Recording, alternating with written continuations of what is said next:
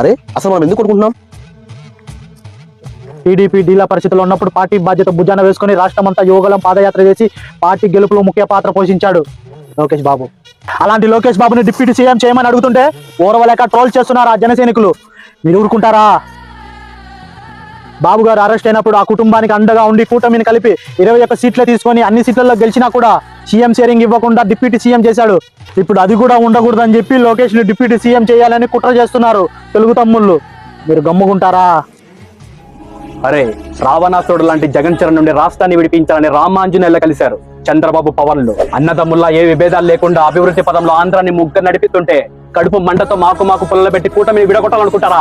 కూటమి కలిసింది పదవికాంక్ష కోసం కాదు, ప్రజాక్షేమం కోసం. మాకు ఏం పదవులునని కాదు, మీకు అసలు ప్రతిపక్ష హోదా ఎందుకు లేదని అన్న అసెంబ్లీకి ఎందుకు రాడని ఆలోచించడం మేలు రకం ఉన్న మొక్కలారా.